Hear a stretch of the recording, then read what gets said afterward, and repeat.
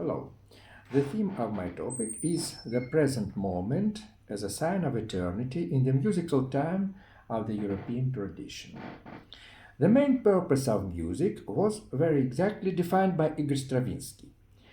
Music is the only area in which man realizes the present. The imperfection of his nature is such that he is doomed to experience the fluidity of time, perceiving it in categories of the past and the future, and never being able to feel it as something real, and therefore a stable present. The phenomenon of music is given to us solely in order to bring order to everything that exists, including here, first of all, the relationship between man and time. The end of quotation. A very important thought was expressed by the outstanding contemporary composer Sofia Gubaidulina, who openly transformed the entire conversation to a semantic and moreover religious one. I quote, "Art is the area where very important things happen. From my point of view, this is the present continuous lasting time. Only in art and only in a religious act and perhaps in a dream. In essence, time does not exist, and yet we live in real cosmic time, an eternally lasting present. But this time is not redeemed. It is redeemed only in art. There the creation of essential time occurs." The end of quotation.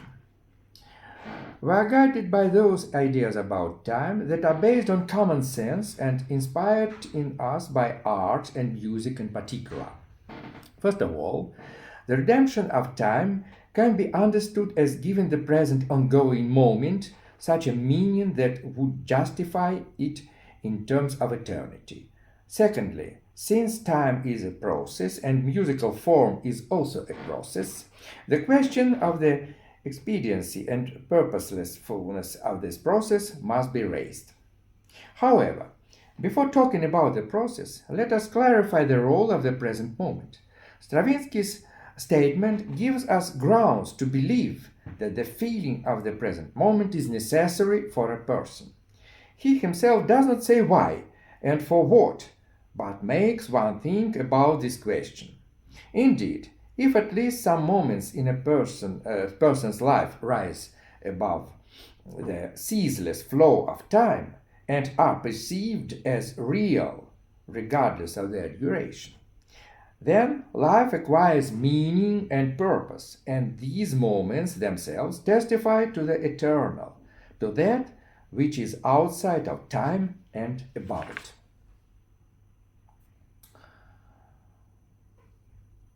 Archaic music was an integral part of the ritual, and the repetition of this practice of archaic music carried as much information as possible about the sequence of events.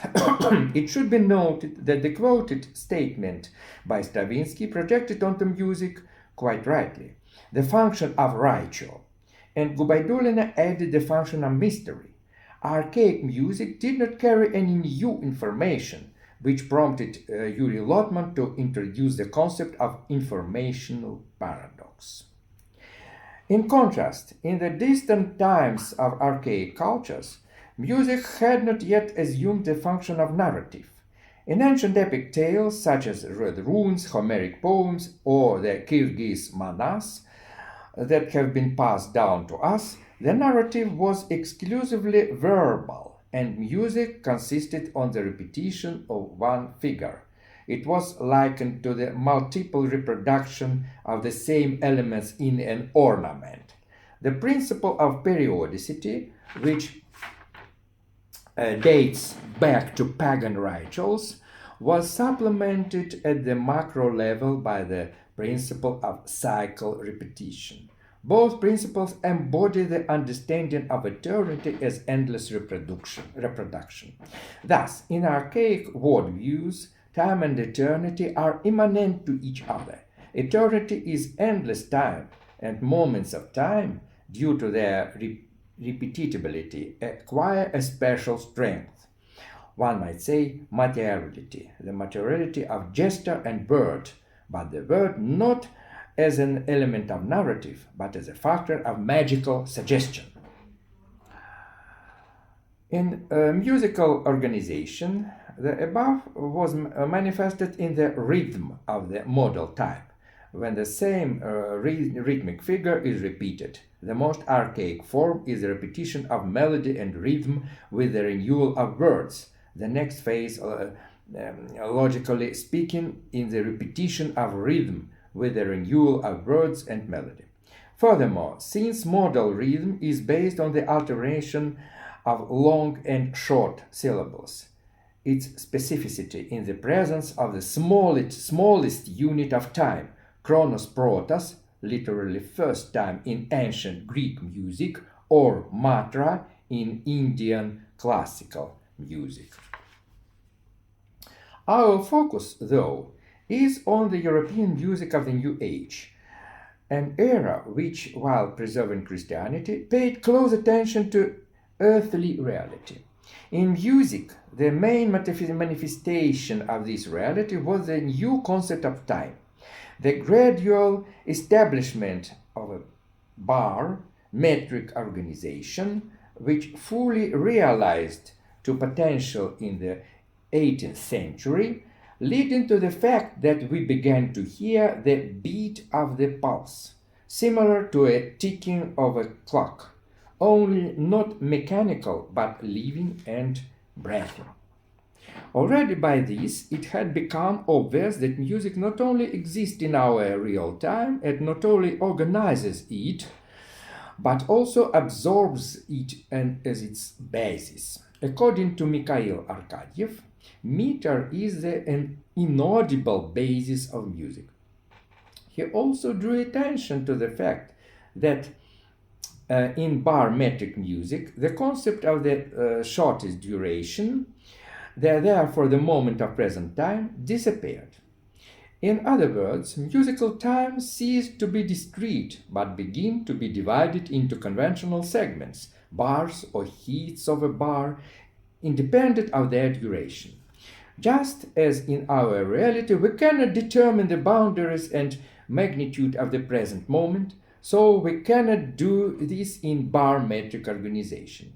Beats of a bar cannot help here in the same way as seconds and minutes cannot help conventional units and purely formal constructions. But let us recall the works of Stravinsky quoted at the beginning of the article.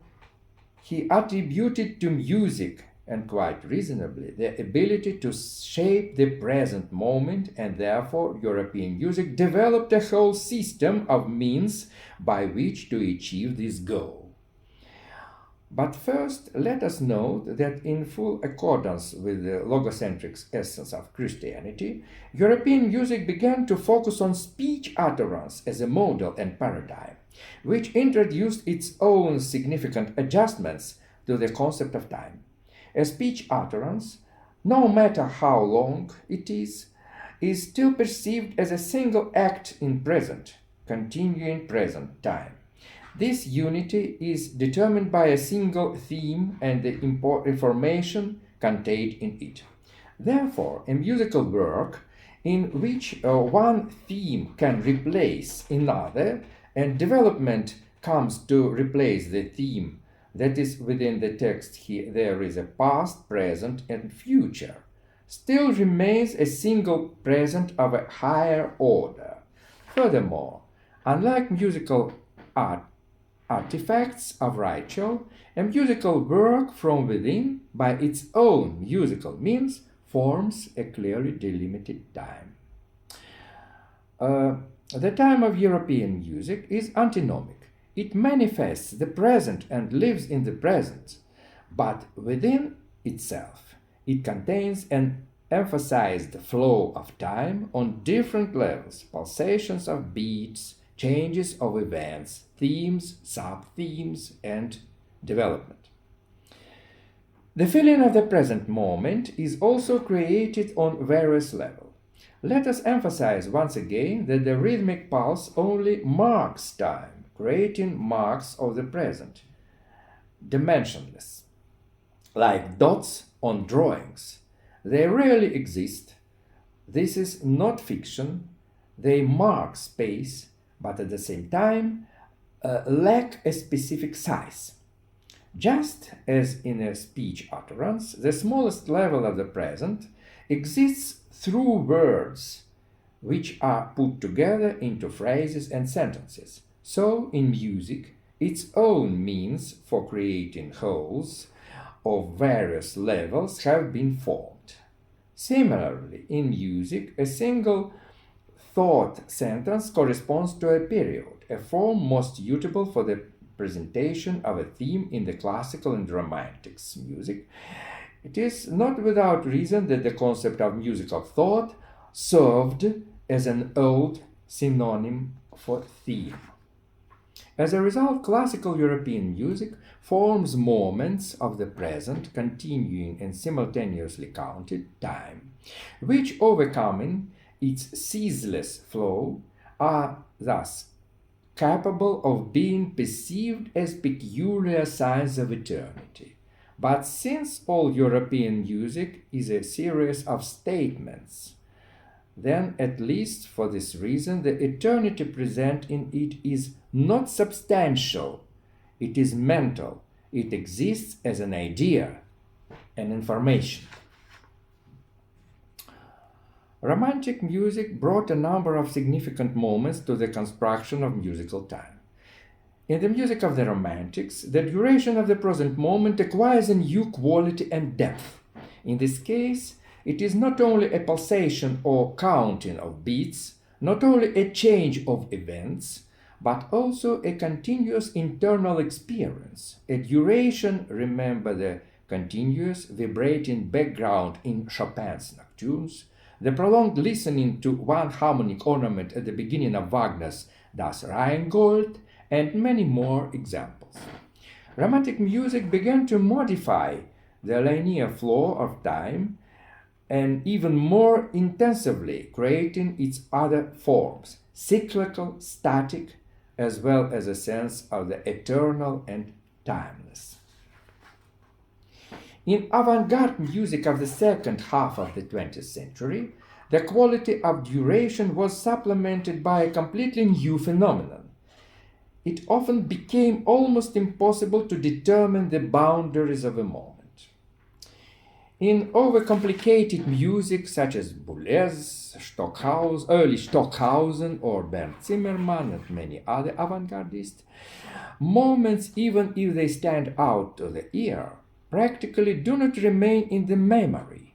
And of course, such moments are no longer signs of eternity. They are signs of an elusively flowing time, when consciousness has not support. Music deliberately creates such conditions so that it may be impossible to hear and remember.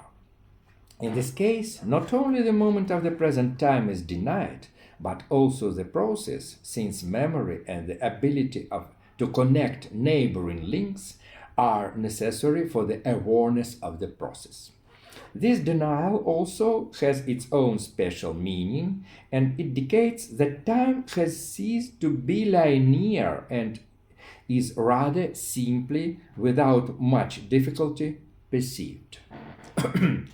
The opposite case is when the texture is simplified so much so that we hear a prolonged, extended moment, bringing the idea of la durée of Henri Bergson to its limit. A prolonged present in the most literal sense of the word, as in Stimmung and other works by Stockhausen.